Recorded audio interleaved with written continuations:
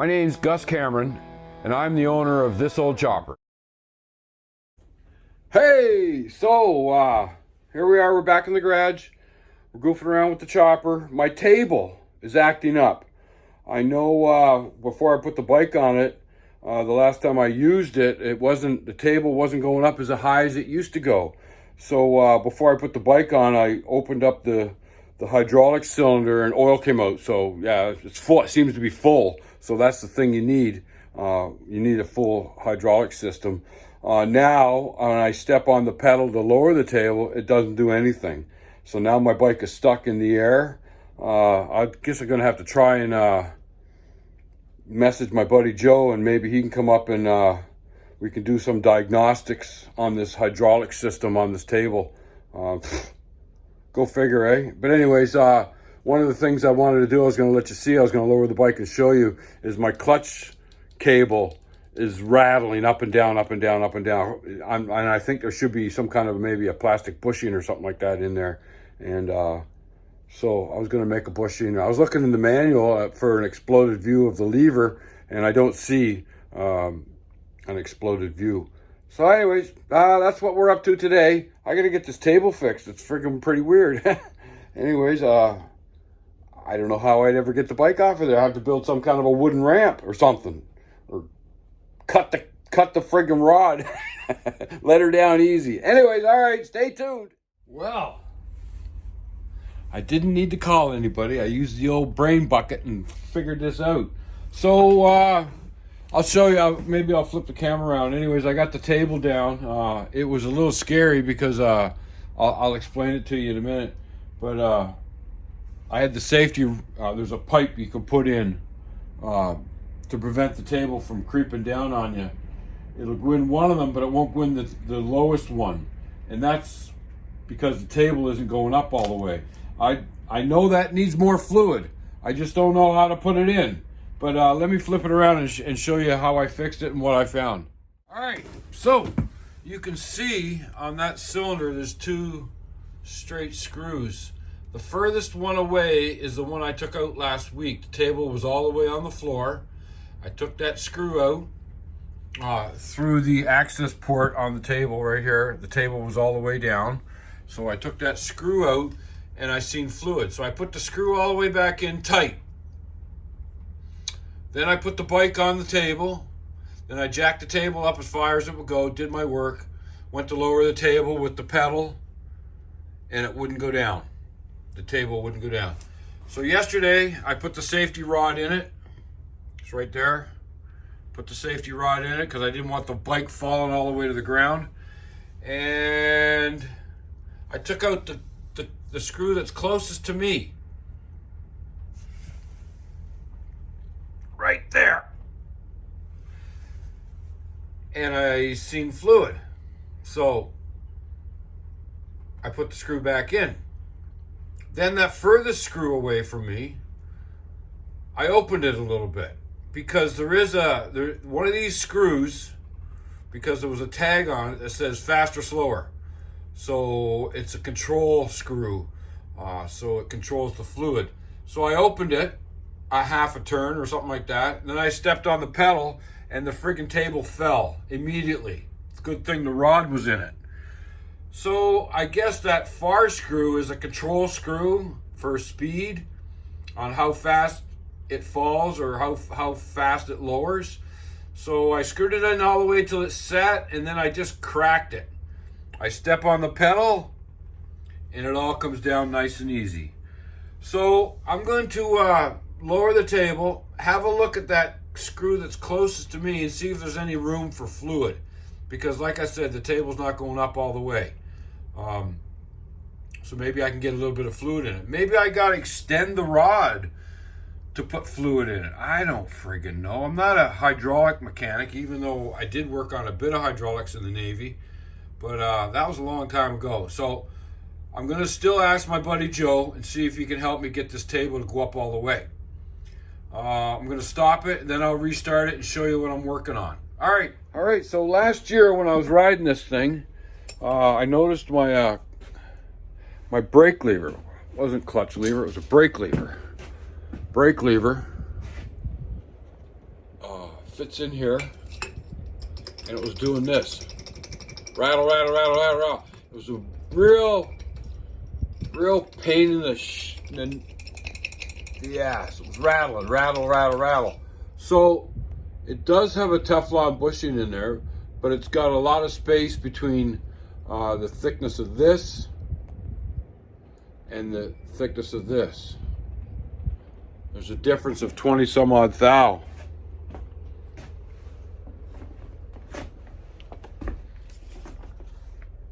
So I'm going to make a couple of washers out of Teflon and see if I can get them washers in there and get the rattle out of that brake lever.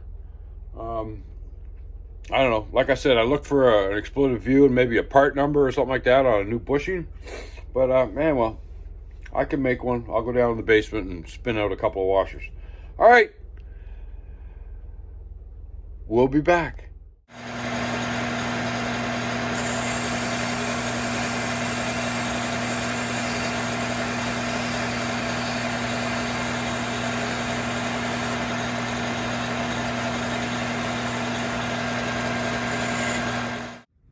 All right, so here we go. So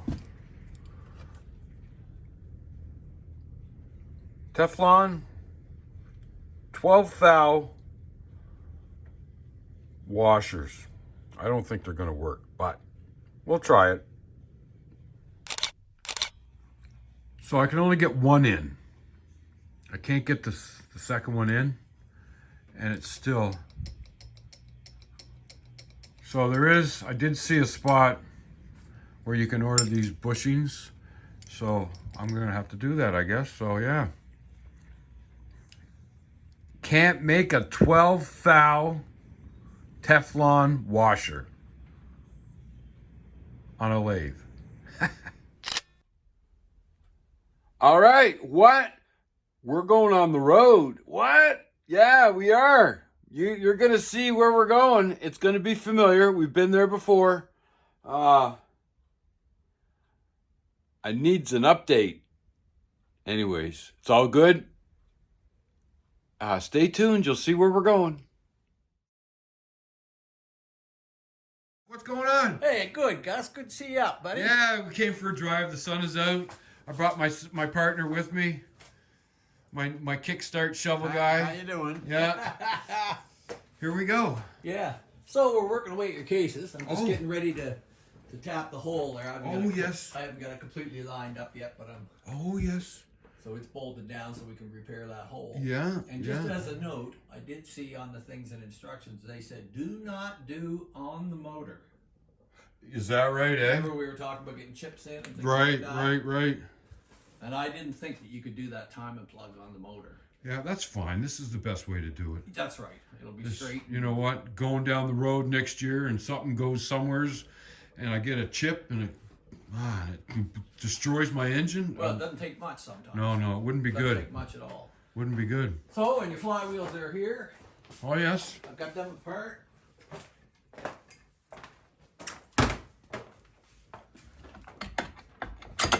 Oh, yes. Look at that. Look at that. Oh, my God. I took them all apart. S&S? S&S, yeah. Things look good. I mean, things that you, so far, that you watch for are this area where they run to make sure that it's not worn out. Yeah. In there. So, I mean, this looks really good in it. Well, that's good news. So they seem to be okay. I'm surprised about all the S&S. What? There's a lot of good stuff in it, Gus. You know, a lot of good parts in it. What the heck? Somebody just didn't put it together right. Right. Biggest problem being all the clearances in your pistons. Right. With the yeah. Wow. The oil pump. The oil pump's apart, and I'm going to get you to look in there, Gus, when you're not filming. Yeah. So you can see why, when you look at the seat in there, the little check ball is supposed to go down, sit in that seat, you know, and partially way around on that seat is all black. Can I ask you a question about that? Can you buy a tool, or do you have to make a tool to be able to get inside the seat? You can make a tool with using one of the ball bearing. Ball bearing, weld the rod to it. And lap it. You gotta weld it to the bearing. Yeah, so you can lap it. So that you can stick it down in and lap it. And I did see somewhere, and I am going to check for my own curiosity, where they said you could actually use a push rod like off an Evo. Oh yes, that's a good They're about idea. the same size. They're, I'm gonna mic it out to be sure. Yeah. I've never done it that way, but sometimes if you weld the ball to it, it's hard to get it. You know what I mean? Just right, I so, know that, exactly so that what it's you mean. lapping right. Yeah. But if they say if you sometimes an Evo push rod, so I'm gonna check it out and see. I've got a bunch of old ones and stuff like that. So Measure that- the same size as the ball. I love your videos. Well, thank Well, you. I do. You know, like, it's good to see somebody who knows what they're doing. Yeah. Put them together, and you really know what you're doing. Well, I'm always learning, Martin. Well, everybody's I'm always always learning. You know? I agree can't believe- because I'm still learning. I can't believe I found you, and I can't believe my engine's getting done by you. I can't believe it. Well, hopefully you'll have a good motor, and Yeah. I feel like it will be a good motor. I'm confident. it will Likewise. Yeah. So back to the oil pump. So all that oil that was spewing out on the ground, is that because the seat wasn't good on the ball? A lot of it, Exactly. I would say Yeah, yes. it was- And like I say, when you look at it, I'll give you a light. When Yeah, you look yeah, at it, yeah. it becomes obvious that you don't have that nice round seat in it, right? Right on. You know, there's a few things that have to be done with it after you lap it. For instance, Yeah. what you need to do is stick a ball in and whack it. Yeah. Yeah. And it burnishes. Yeah. You know, so if you just I lap it and clean it out, understand exactly it's what not you're just talking right. about. So they say set that in there, give it a couple good taps in there. Yeah. And if you do that, then when you take it out, your seat should look sharp. I think what's happened in this, they made changes in these heads. You know, quite a few small changes. Most of them were like the other good one that I showed you. You know Yep. what I mean? Where the valves are sitting upright, sort Yep. of proud, you know, Yep. on it and stuff like that. And I do have another set of 84s under there. These are 80s Okay. heads. And I have a set of 84s underneath that I want to drag out and see to be sure. But I think why it's cut back so far is that when you cut the top angle at 30 degrees, they probably did it with grinding stones. Yes. And the grinding stones themselves were a little bit bigger.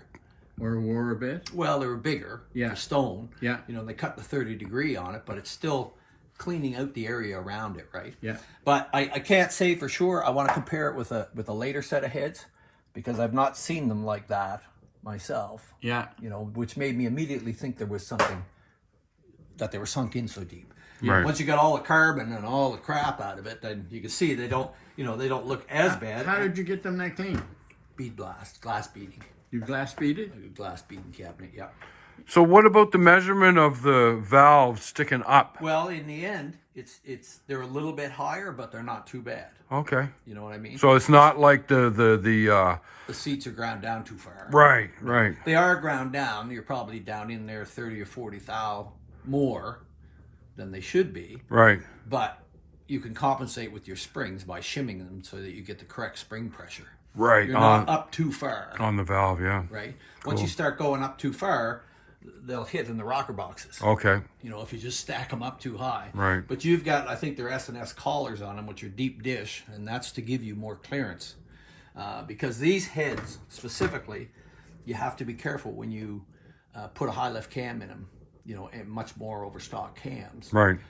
Because of the way they were designed, Yes. where this portion is on it is not, I'm just trying to think here properly, the way they're designed because of this, and the earlier guides were taller, the valves would hit the tops of these, Yes. right? So they had to be modified or cut down. In a lot of cases, sometimes you would machine this pad down farther to Yes. give you space for your springs, but you have to be really careful with 81 heads Yeah. for the height. Yeah. They're the only ones, right? Like that, so. Right on. But I think we'll be fine with it. You know what I mean? I'm going to clean them up. Is this an opportunity to do some performance grinding to the heads? There are a few little things that can be done. A person has to be very careful when you go to start getting in there and sanding stuff out. Right. And all of a sudden you'll have a head that'll flow gangbusters at 7,500 RPM and be no good in the bottom if you take too much off. Right. But there are small things like this, for example. If you feel in here, Yeah. just stick your finger in there and feel that ridge. Oh, yeah, yeah, yeah. If that ridge is cleaned out, Yeah. so it's smooth, that's your intake, right? Right, Same as the exhaust. right, right, right. Right. To get it to flow. To get it to flow a little bit. Yeah, yeah, yeah. Ported. Right? And you can just clean them up a little bit, but that's a mistake guys make. They get in there with a sanding thing and they go, oh, that looks good and that looks great. It's nice and shiny. And first thing you know, they've enlarged the holes Right, way right. out, and then your flow is shot, right? Let's see here. Now, this is a difference in some of the heads. The thing is smaller there. Like, for example, like that ridge, you see? Yes. It's hardly there on those heads, right? These the same, but these particular heads have a high ridge in them. So every corner that if your flow's coming in and there's a corner, it goes Oh, cause turbulence. right. It causes Right. turbulence Right, instead of right. straight Right. flow through. Right. So I can try if you want to clean those up a little bit. I think a Just for a clean little job bit of- would be good. Just a little bit of flow, not Yeah, I not think going at them like I'm a porting guy Yeah, because yeah. I'm not. Yeah, I seen not to compare channels, but I seen a guy who's putting new pistons in a shovel, and the piston was stamped. It was with a number, and it looked like center punches, but the center punches were a little high. You could feel the center punch. So he just A little pad sticking up. yeah. So he just sanded them a little bit just to make it all smooth. That's right. Just to take make the things smooth edges for yeah, flow, yeah, right? Yeah, Because yeah. that's, like I say, every little corner is turbulence. Yeah. All right, great.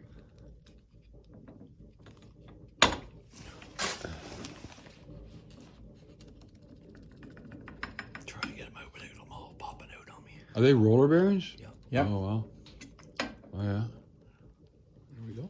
Oh wow. Look at that. 3 sets. Yeah. Holy crap. 3 sets of bearings and steel cages. Are There's they steel being- and there's aluminum cages. And if they you mix being- those up, they'll cause a problem. Are they being replaced? Yeah. Yeah. Yeah, might as well put for all the costs for a set of bearings in there. Yeah. Do you upgrade them from roller to something else? Nope. Oh, Jesus, okay. there they go. That's okay.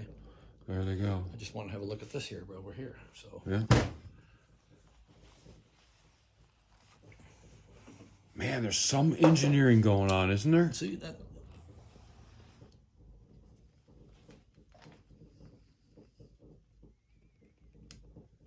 See, I can feel a little ridge there. I can hear it. Yeah, I can hear your nail go. Yeah. It's more on the excuse me, not on the roller surface. It's like between them. Oh yeah. So I'll mic that out to make sure what it is, right? But like I said, they made these in steel cages. They made them in aluminum cages. And if you had aluminum cages, these here had to be brass, Oh. not steel. Oh. And that's something else guys make mistakes with, right? Right. Because it's got to be kind of steel on steel. Right. And the aluminum, of course, against the steel will Yeah. chew up the aluminum, right, in them. So, note to self. Not everyone should rebuild engines. Well, yeah.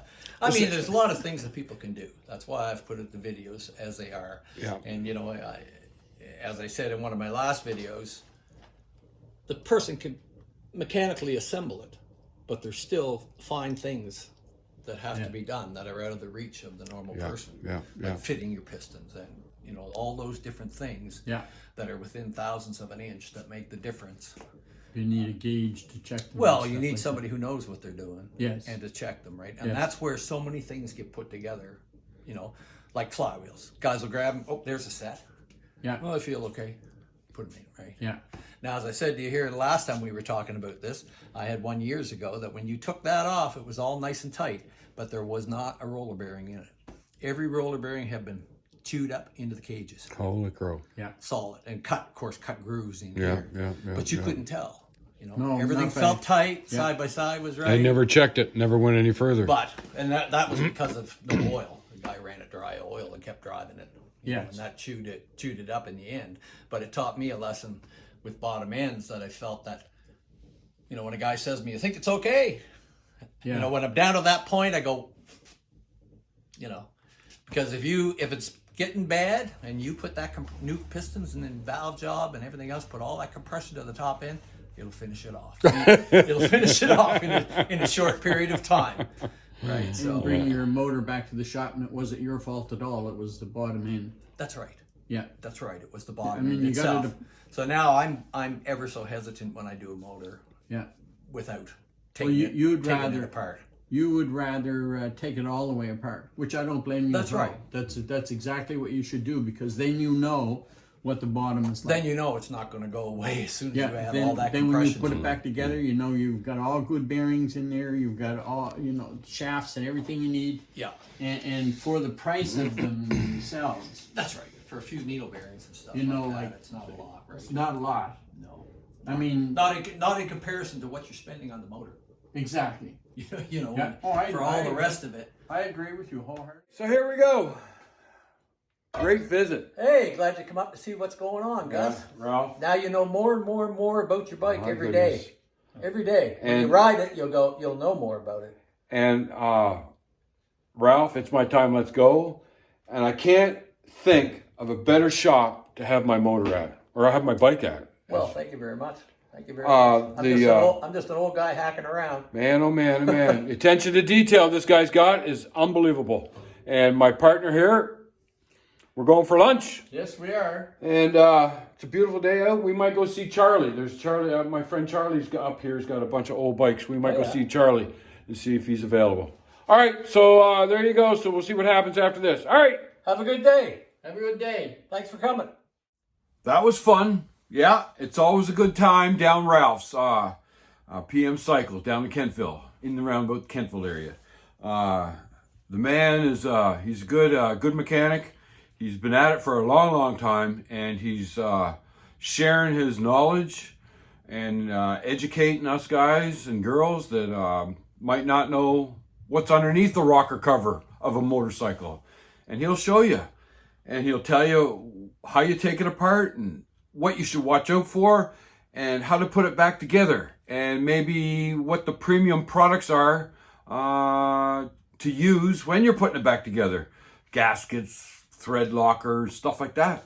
Anyways, so it's all about sharing the knowledge, and my little message that I'm trying to promote is wrenching for wellness, trying to get the word out there.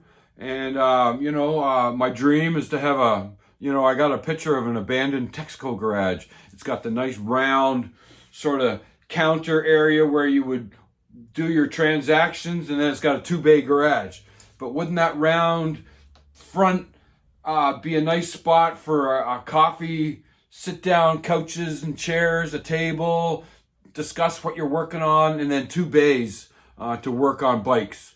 I always thought that in the military, we used to have an auto club, and you could pay a yearly membership fee, and you could go in there and you could work on your own vehicles. It's called the auto club, and it was for military. And you could sign out the tools at the counter. You'd put your name on a card. I can remember the guy working there. He was working on an MG or something like that, and he friggin' hated to be bothered. I'm there working on my 90.5-inch wrench, so I'm standing at the counter. He's right there working on his MG.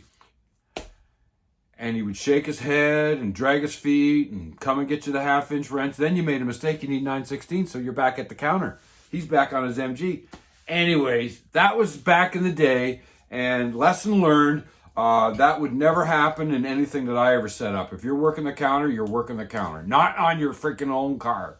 So, but yeah, how about a motorcycle mechanic club or something like that? You bring your bike in and you could work on it. You could sign up the tools. You could pay a membership or an hourly rate, whatever, and you fix your own shit because maybe you don't got a garage. You keep your bike under a tarp by your deck or something. I don't know.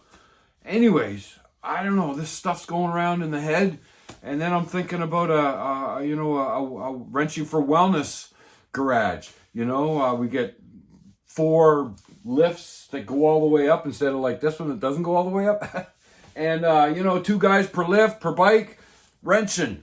Take it all apart, inspect it, clean it, and put it all back together again and get it running and get it out of the shop.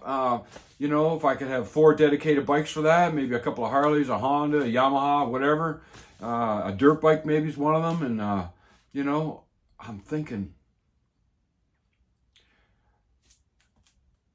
there's people that don't want to sit around in a circle, and people that might not like horses, and people that might like dogs, if you can even imagine. I don't even know who that one person would be, but there are people like that.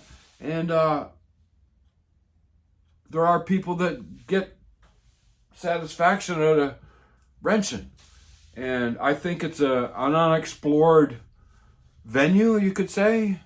If I could get some government on board, if we could maybe get the rent paid for at a shop or a building or a whatever, maybe I got to start it here. Maybe I got to get rid of some bikes and have a couple of buddies come over and do some wrenching.